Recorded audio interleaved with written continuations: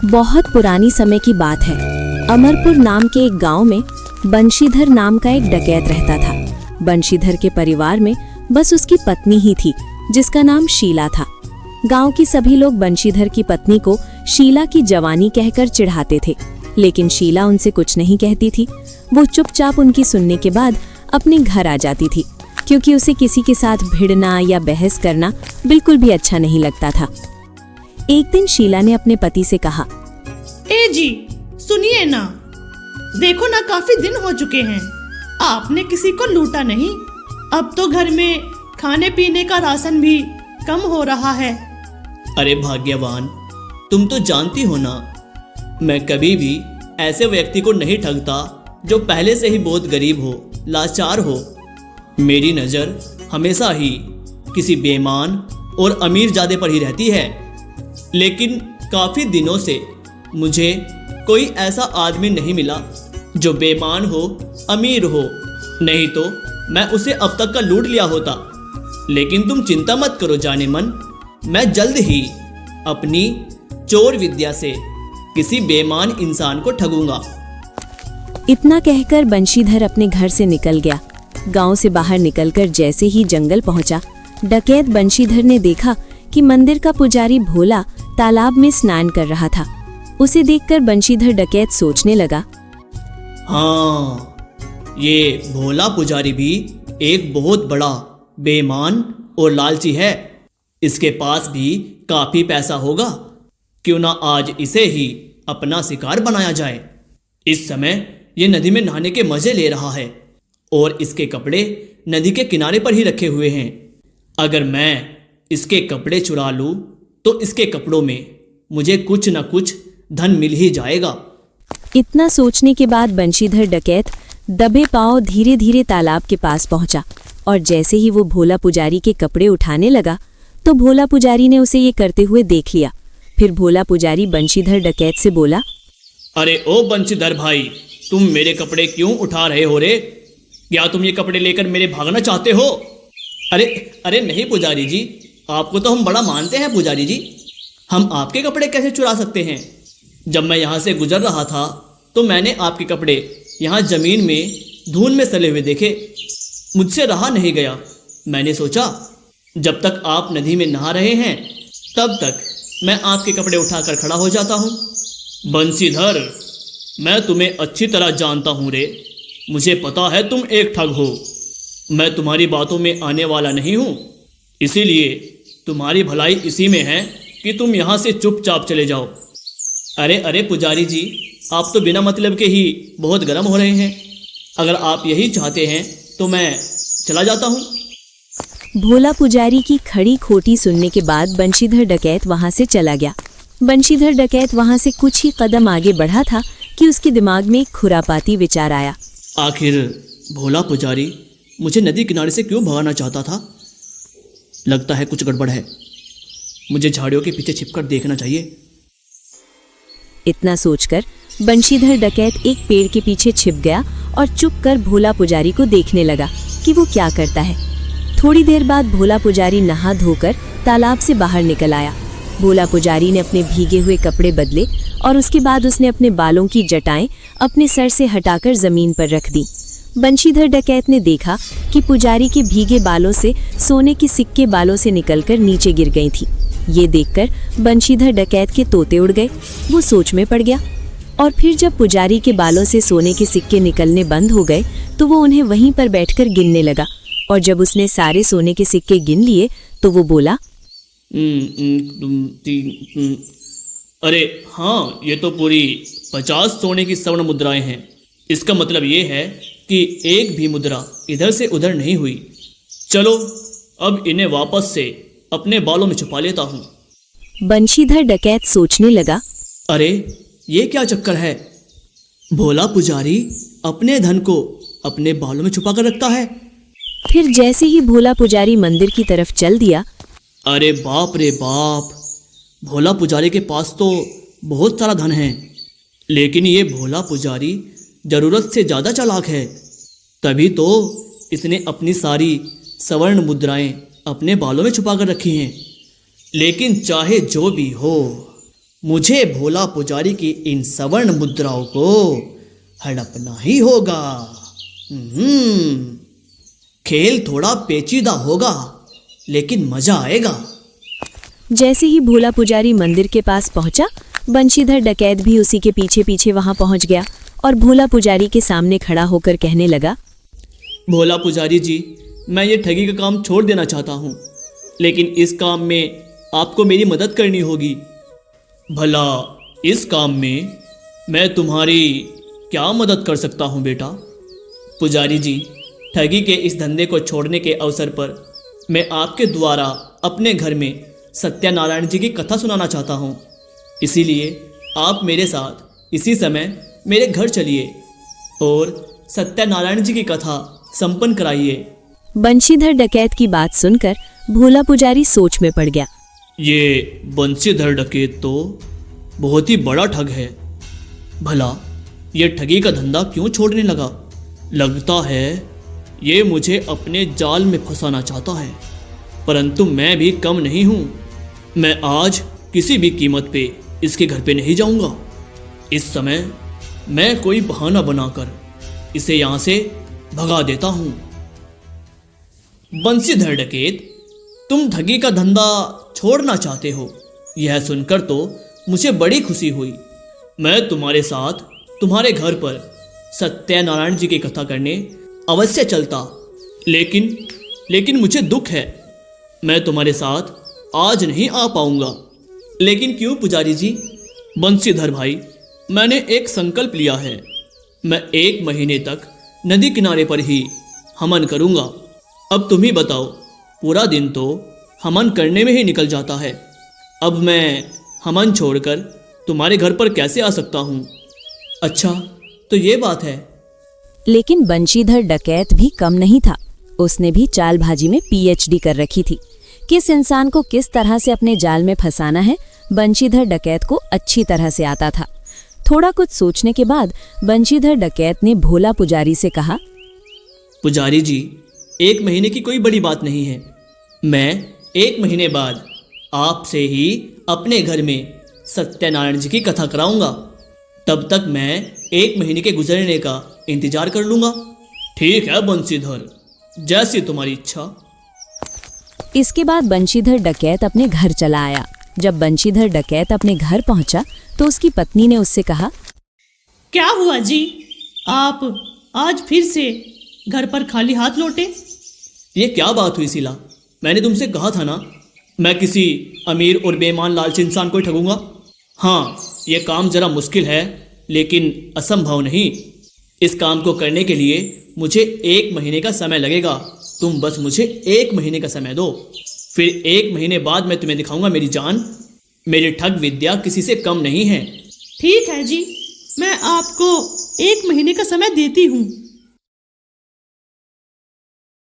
अगली सुबह सुबह उठते ही बंशीधर डकैत फलों की एक टोकरी लेकर पुजारी भोला के पास पहुंचा।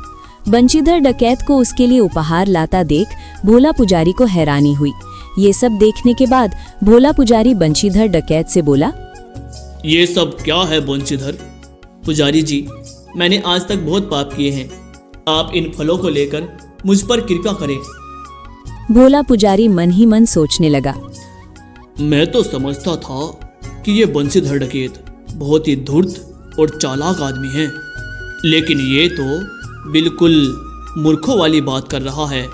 बिना किसी वजह के ही मेरे लिए इतने सारे ताजे फल लेकर आया है। लगता है इसे कोई बड़ा फायदा होने वाला है। और दूसरी तरफ बंशीधर डकैत सोच रहा था, अब मैं रोज इस पुजारी को कुछ न कुछ देकर जाऊंगा, ताकि एक दिन इसे मुझ पर विश्वास होने लगे और फिर बिना किसी आनाकानी के ये मेरे साथ मेरे घर चल सके। और ऐसे ही हर रोज बंशीधर डकैत भोला पुजारी के लिए कुछ न कुछ लाता और इसी तरह धीरे धीरे पूरा 1 महीना बीत गया। फिर एक दिन बंशीधर डकैत भोला पुजारी से बोला, पुजारी जी, अब तो 1 महीना पूरा हो गया है। अब तो आपको मेरे घर पर सत्यनारायण जी की कथा करने के लिए चलना ही होगा। इस 1 महीने में बंशीधर का व्यवहार काफ़ी बदल गया है।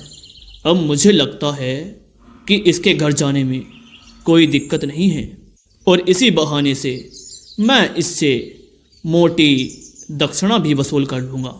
ये सोचकर वो बोला, ठीक है बंशीधर, भक्तों का उद्धार करना ही तो मेरा परम कर्तव्य है।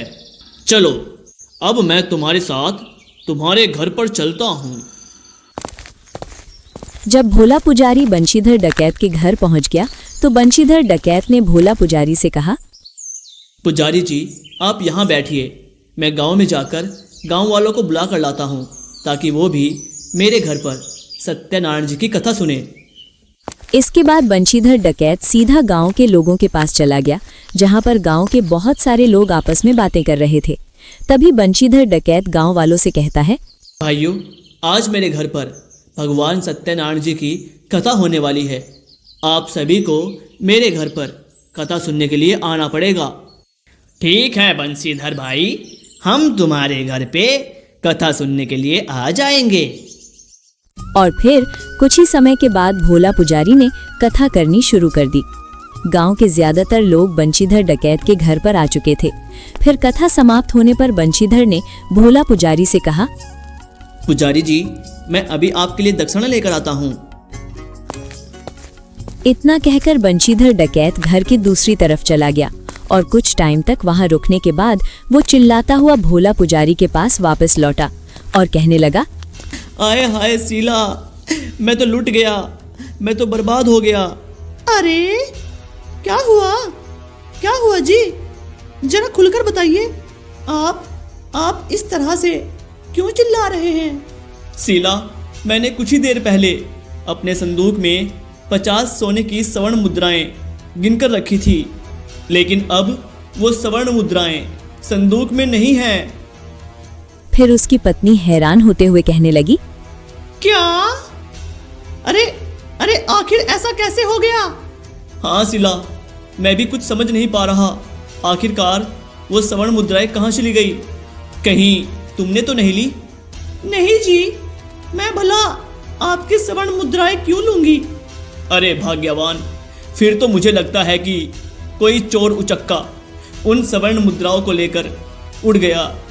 अब क्या होगा? इसके बाद बंशीधर डकैत जोर जोर से रोने लगा और अगले ही पल उसकी पत्नी शीला भी उसी के साथ जोर जोर से रोने लगी। अब उन दोनों को इस तरह से रोता देख गांव का मुखिया बोला, अरे बंशीधर, जब तुमने अपनी 50 स्वर्ण मुद्राएं संदूक में गिनकर रखी थी, उस समय घर में कौन कौन था? सरपंच जी, उस समय तो घर में मैं और मेरी पत्नी और भोला पुजारी जी थे।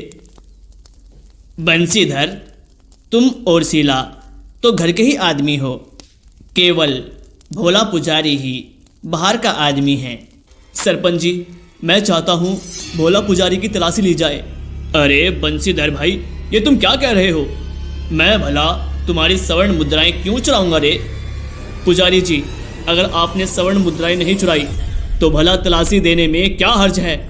फिर बाकी लोग भी कहने लगे, अरे हाँ भाई, तलाशी देने में क्या हर्ज है? बंशीधर सही तो कह रहा है, तलाशी तो देनी पड़ेगी भाई। फिर बाकी लोग भी कहने लगे। अब पुजारी थोड़ा गुस्से में आ गया और बोला, देखो रे, तुम सब मुझे मिलकर गुस्सा मत दिलाओ, नहीं तो मैं तुम सबको शराब दे दूंगा। पुजारी जी, आप हमें शराब बाद में दे दीजिएगा, पहले आप तलाशी दीजिए। क्या इस बंशीधर को पहले से ही पता था कि मैंने अपनी जटाऊ में 50 स्वर्ण मुद्राएं छुपा कर रखी हैं? हे भगवान, अब मैं इन सब के सामने चोर साबित हो जाऊंगा। कोई विचार ना देखते हुए भोला पुजारी बोला, ठीक है मुखिया जी, आप मेरी तलाशी ले सकते हैं। फिर गांव के मुखिया ने भोला पुजारी की तलाशी ली, लेकिन तलाशी में मुखिया को कुछ भी नहीं मिला। सब कुछ तलाश करने के बाद मुखिया बोला, बंशीधर, अरे पुजारी के पास तो कुछ भी नहीं है। मुखिया की बात सुनकर बंशीधर डकैत भोला पुजारी से बोला, पुजारी जी, बुरा मत मानिएगा, अब आखिरी में आप अपनी जटाऊ को भी खोलकर दिखा दीजिए। बेचारा भोला पुजारी बंशीधर डकैत की चाल में पूरी तरह फंस चुका था। आखिरकार भोला पुजारी को अपनी जटाएं खोलनी ही पड़ी और ऐसा करते ही 50 की 50 स्वर्ण मुद्राएं भोला पुजारी की जटाओं से एक एक करके नीचे गिर गईं और ये देखकर वहां पर मौजूद मुखिया समेत सभी लोग बुरी तरह से चौंक पड़े और फिर बोले, कैसा घोर कलयुग आ गया है। भगवान के पुजारी भी अब चोरी करने लगे हैं। इसका मतलब तो भाई ये हुआ कि बंशीधर भाई बिल्कुल सच कह रहा था, पुजारी ही चोर है। इस तरह से भोला पुजारी अपना अपमान होता देख भोला पुजारी बहुत गुस्सा हो गया और बोला, बंशीधर, अपने घर बुलाकर तूने मेरा बहुत अपमान किया है। इसकी सजा तुझे एक ना एक दिन जरूर मिलेगी। पुजारी जी, इतनी जोर से मत चिल्लाइए, कान फट जाएंगे। एक तो चोरी, ऊपर से सीना चोरी। आप यहां से इसी वक्त चले जाइए, इसी में आपकी भलाई है। बहुत ही बुरी तरह से अपमानित होने के बाद भोला पुजारी वहां से चला गया और इसके बाद सभी गांव वाले भी वहां से चले गए। सभी के जाने के बाद बंशीधर डकैत ने अपनी पत्नी से कहा, देखा भाग्यवान, मैंने इस दुष्ट पुजारी को कैसे ठगा। उस रात बंशीधर डकैत और उसकी पत्नी शीला ने ये फैसला कर लिया था कि वो अब इस गांव को छोड़कर किसी दूसरे राज्य के दूसरे गांव में जाकर रहेंगे।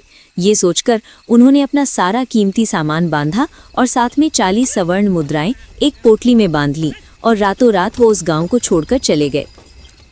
चलते चलते बंशीधर डकैत और उसकी पत्नी शीला उस गांव से जहां वो रहते थे वहां से निकलकर बहुत दूर एक दूसरे नगर में जाकर बस गए। किस्मत का खेल ऐसा हुआ, बंशीधर डकैत और उसकी पत्नी शीला अब बूढ़े हो चुके थे। उनके घर पर एक एक करके 2 बेटों ने जन्म लिया। दोनों ने अपने दोनों बच्चों का बहुत अच्छे से पालन पोषण किया।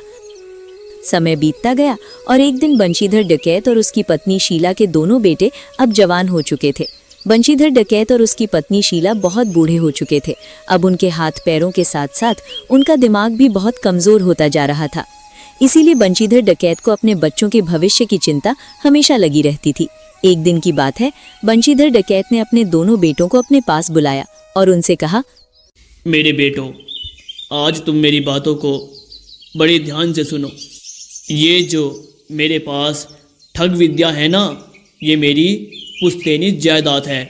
मेरे दादा परदादा और मेरे पिताजी बहुत ऊंची नस्ल के ठग थे। उन्होंने बहुत बड़ी बड़ी ठगी करके अपने खानदान का नाम रोशन किया, परंतु हमारी ये परंपरा रही है, हमने केवल बेईमान, धूर्त, लालची इंसानों को ही ठगा है, जैसे कि जमींदार, साहूकार और जिनके पास खूब सारा पैसा है। हमने कभी भी किसी गरीब का हक नहीं मारा। मैं चाहता हूँ कि तुम दोनों भी हमारे खानदान का नाम और ऊंचाइयों तक पहुँचाओ, लेकिन अफसोस की बात तो ये है कि तुम दोनों ने इस तरफ अभी तक कोई ध्यान ही नहीं दिया। मैं तो इसी चिंता में मरा जा रहा हूँ कि मेरे मरने के बाद तुम दोनों का क्या होगा। हमारी खानदानी ठग की परंपरा को कौन आगे बढ़ाएगा। तभी बड़ा बेटा, जिसका नाम अमरीश पुरी था, वो बोला, पिताश्री, आप बिल्कुल भी चिंता मत कीजिए। मैं आपको 1000 बार कह चुका हूँ कि अपनी परंपरा को हम आगे बढ़ाने में कोई कमी नहीं छोड़ेंगे। हम भी इसी तरह से अपने खानदान का नाम रोशन करेंगे। लेकिन मुझे तो तुम दोनों निकम्मे लगते हो। तुमसे मुझे कोई उम्मीद नहीं है।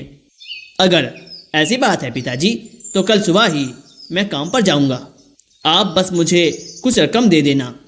बंशीधर डकैत ने स्वर्ण मुद्राओं की एक थैली अमरीश पुरी को दी और कहा, इसमें कुछ सोने के सिक्के हैं और कल सुबह मेरे उठने से पहले ही काम पर चला जाना। अपनी शकल मत दिखाना सुबह मुझे, तब तक लौट कर मत आना जब तक कुछ कमाल न कर दो। अगले दिन सुबह होते ही बड़ा बेटा अमरीश पुरी घर से निकल गया। वो बाजार गया। उस समय पर उतनी महंगाई नहीं होती थी। उसने एक सोने के सिक्के में एक घोड़ा खरीद लिया। इतना करने के बाद वो सोचने लगा, पिताजी ने कहा था कि किसी भी गरीब और लाचार को नहीं ठगना है, तो क्यों ना मैं इस राज्य के सबसे धनवान व्यक्ति यानी राजा को ही ठग लूं। वो भी तो गरीब जनता से लगान वसूलता है और अपना खजाना भरता है। हाँ, यही ठीक रहेगा। इतना सोचने के बाद मैं घोड़े पर बैठा और राज्य की तरफ चल दिया। अमरीश पुरी एक बहुत ही अच्छा घुड़सवार था। उसके अंदर कोई और खासियत हो या ना हो, लेकिन घुड़सवारी उससे अच्छी पूरे राज्य में कोई और नहीं करता था। कुछ ही देर बाद वो राजा के दरबार में जा पहुंचा। तुम कौन हो नौजवान, और क्या चाहते हो?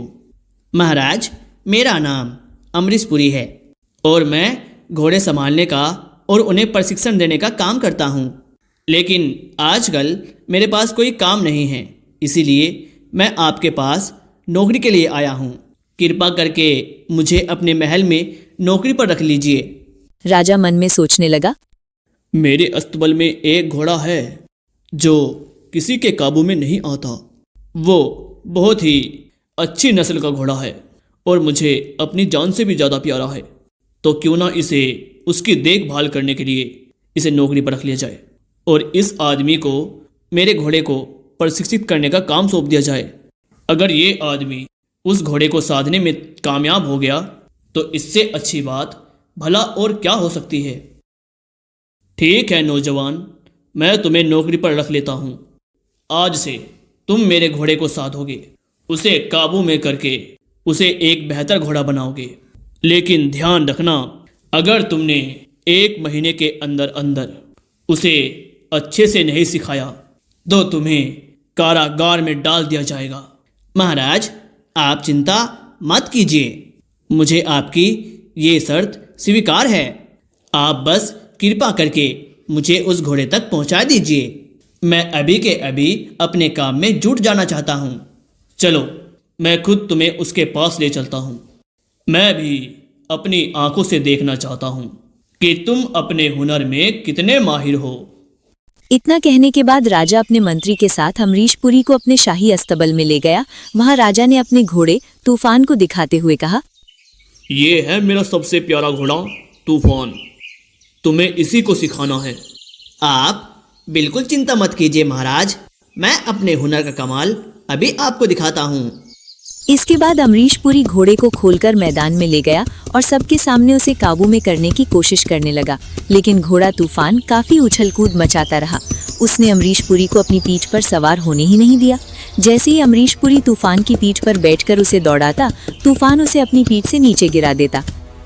ये सब देखने के बाद मंत्री ने राजा से कहा, महाराज, मुझे तो नहीं लगता कि ये हमारे घोड़े तूफान को काबू में कर पाएगा। लेकिन मुझे ये आदमी बड़ा साहसी और पक्के इरादों वाला लगता है। मुझे पता है ये अवश्य ही इस घोड़े को काबू में कर लेगा। राजा का विश्वास एकदम सही निकला, क्योंकि अमरीशपुरी एक बहुत ही अच्छा मंजा हुआ घुड़सवार था, बहुत ही कमाल का। उसने काफी देर बाद तूफान को काबू में कर लिया। अमरीशपुरी उसके ऊपर बैठकर मैदान के अनेक चक्कर लगाता है, जिसे देखकर राजा वाह वाह कह उठा और फिर मंत्री से बोला, वाह वाह, यो मंत्री जी, मैंने आपसे कहा था ना कि ये एक बहुत ही साहसी और अच्छा घुड़सवार है। आपने बिल्कुल ठीक कहा था महाराज। मुझे इस लड़के को पहचानने में थोड़ी भूल हो गई महाराज। ये लड़का तो सचमुच बहुत ही काबिल है। तभी अमरीशपुरी ने घोड़े का रुख मैदान से बाहर की ओर किया और फिर घोड़े को एक जोरदार लात मारी। घोड़ा हवा की गति से उड़ने लगा। ये देखकर मंत्री बोला, अरे, ये तो घोड़े को कहीं पर लेकर जा रहा है। महाराज, मुझे तो लगता है ये घोड़े को चुरा कर ले जा रहा है। अवश्य ही ये कोई ठग या चोर होगा। महाराज, सैनिकों, इसका पीछा करो, इसे हर हाल में पकड़कर मेरे सामने पेश करो। राजा की बात सुनकर सैनिक उसके पीछे दौड़े, लेकिन अमरीशपुरी का घोड़ा हवा की रफ्तार से दौड़ रहा था। अमरीशपुरी थोड़ी देर में ही सैनिकों की आंखों से ओझल हो गया। अमरीशपुरी पूरा दिन घोड़े को दौड़ाता रहा। रात होते होते वो एक जंगल में जा पहुंचा। वो रात उसने जंगल में ही गुजारी। जब वो सुबह उठा तो सोचने लगा, इस जंगल के दूसरी तरफ दूसरे राज्य की सीमा चल जाएगी। क्यों ना मैं उस राज्य में जाकर वहां के राजा को ये घोड़ा बेच दूं। ऐसा सोचकर अमरीशपुरी जंगल पार करके पड़ोस के राज्य में जा पहुंचा। वहां किसी आदमी से उसने राजा के महल का पता किया।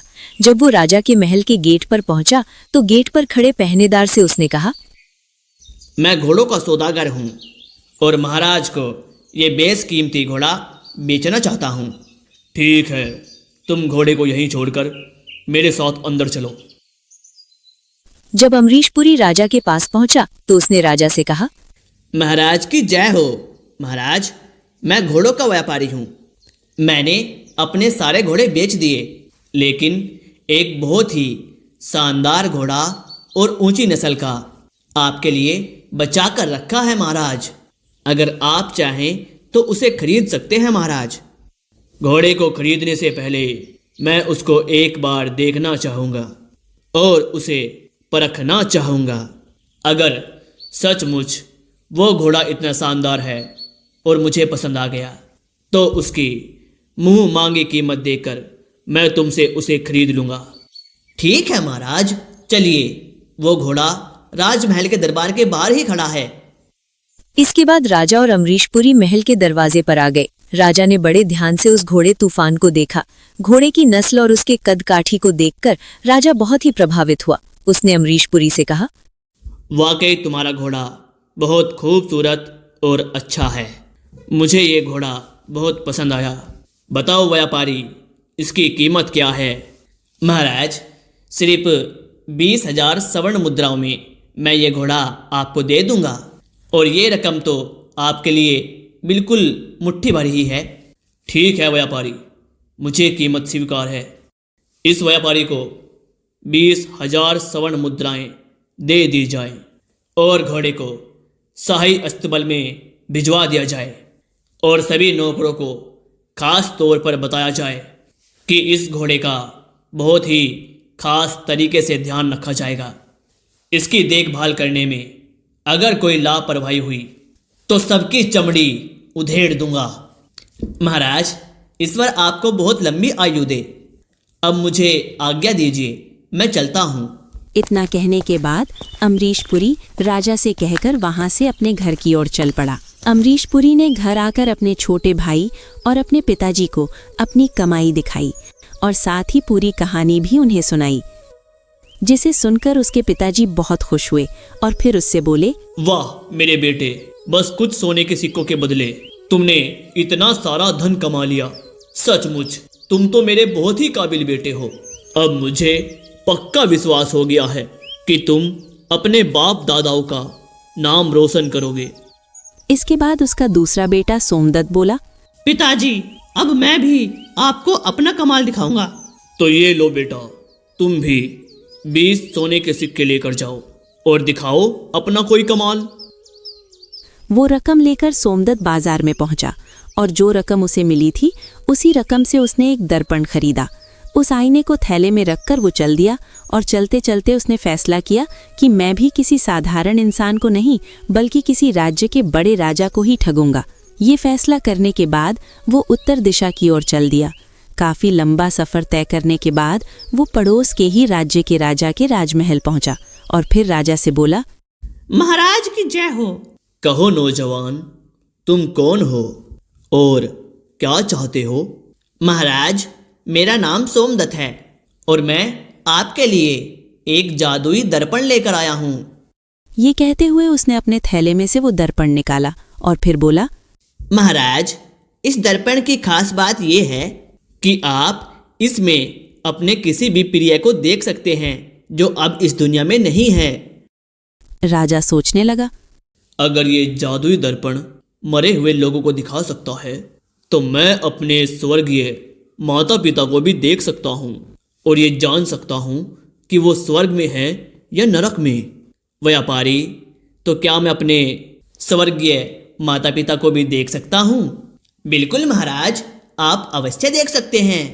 अच्छा, तो ठीक है, तो फिर जल्दी से मुझे मेरे माता पिता के दर्शन कराओ। मैं ये जानने के लिए बहुत उत्सुक हूँ कि मरने के बाद वो कहाँ पर गए हैं।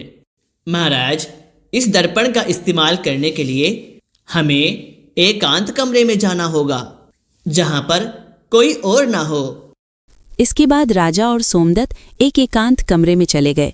फिर सोमदत्त ने वो दर्पण एक कोने में रख दिया और राजा को उसके सामने खड़ा कर दिया और फिर राजा से बोला, हाँ तो महाराज, अब आप इस दर्पण में देखिए, लेकिन इस तरह से तो आप अपने माता पिता को इस दर्पण में नहीं देख पाएंगे, क्योंकि पहले आपको इस दर्पण के सामने 20,000 स्वर्ण मुद्राएं रखनी होगी। जब तक आप इतना धन इसके सामने नहीं रखेंगे तब तक ये दर्पण आपको कुछ नहीं दिखाएगा। कोई बात नहीं, अगर इतने धन के बदले मुझे अपने माता पिता दिखाई दे जाएं, तो कोई बुरी बात नहीं है। क्या अब मैं इस दर्पण में देख सकता हूँ? बिल्कुल महाराज, लेकिन एक बात आप अच्छी तरह से समझ लीजिए, जो व्यक्ति अपने माता पिता की असली संतान नहीं होगा, उसे दर्पण में अपने माँ बाप की सूरत नहीं दिखाई देगी, उसे तो केवल अपनी ही सूरत दिखाई देगी। राजा ने कुछ नहीं कहा और चुपचाप दर्पण में देखने लगा, लेकिन उसे दर्पण में अपने चेहरे के अलावा कुछ भी दिखाई नहीं दिया। राजा सोचने लगा, अरे इसमें तो बस मुझे अपनी ही सूरत दिखाई दे रही है, तो क्या मैं अपने माता पिता की असली संतान नहीं हूँ? उधर सोमदत्त जान चुका था जो कुछ भी राजा सोच रहा था। वो तुरंत बोला, महाराज, आपने अपने स्वर्गीय माता पिता के दर्शन किए या नहीं? आपको इस जादुई आईने में क्या दिखाई दे रहा है? वे स्वर्ग में हैं या नरक में? अब बेचारा राजा कहे भी तो क्या कहे, अब उसके सामने उसकी इज्जत का सवाल था। फिर राजा ने कुछ नहीं सोचा, कुछ नहीं समझा और कहा, हाँ, मैंने अपने माता पिता की सूरत देख ली है। वो तो स्वर्ग में एक सुंदर बगीचे में टहल रहे हैं। अब ठग सोमदत्त मन ही मन बहुत खुश हुआ और इसके बाद से राजा ने भारी सभा में सबके सामने कहा, मुझे मेरे स्वर्गीय माता पिता के दर्शन हो गए। राजा की बात सुनकर दरबार में बैठे सभी लोग बहुत खुश हुए। फिर उसके बाद सोमदत्त डकैत बोला, महाराज, अगर आप चाहें तो मैं ये जादुई दर्पण आपको 20,000 स्वर्ण मुद्राओं में बेच सकता हूँ।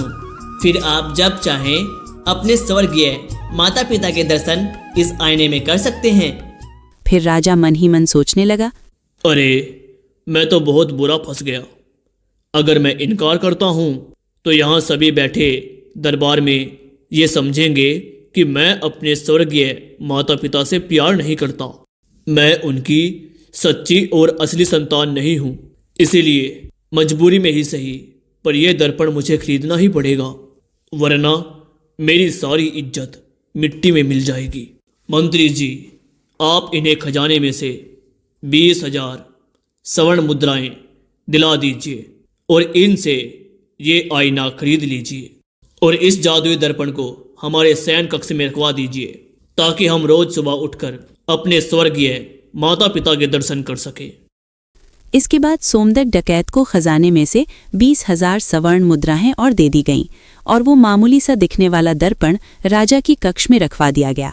फिर अपना सारा धन समेटकर सोमदत्त वहां से अपने घर आ गया और घर पहुंचने के बाद वो अपने पिता से बोला, पिताजी, अब तो हमारे पास इतना धन हो चुका है कि जीवन भर हमें कुछ न करना पड़ेगा और आराम से जी सकते हैं। शाबाश मेरे बेटो, तुमने तो वाकई ही कमाल कर दिया। तुम दोनों तो मेरी परीक्षा में बिल्कुल खरे उतरे। मुझे तुम दोनों पर गर्व है बेटा।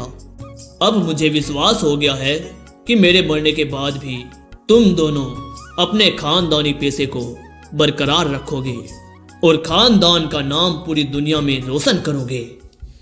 एक दिन जब बंशीधर डकैत अपने आंगन में बैठा हुआ था, न जाने कैसे एक चिंगारी कहीं से आई, परसों की घास पर जा गिरी। सूखी घास में आग लग गई और देखते ही देखते वो आग बंशीधर डकैत के घर तक पहुंच गई और उनका घर जलकर राख हो गया। बंशीधर डकैत और उसके बेटे ने जैसे तैसे करके अपनी जान तो बचा ली, परंतु उनकी सारी दौलत उस आग में जलकर राख हो गई थी। और तभी बंशीधर डकैत के बड़े बेटे अमरीश पुरी ने कहा, बापू, हम दोनों भाइयों ने पहली बार ठगी की थी और बेईमानी की यह दौलत हासिल की, परंतु हमें लगता है कि हमें ये रास नहीं आई।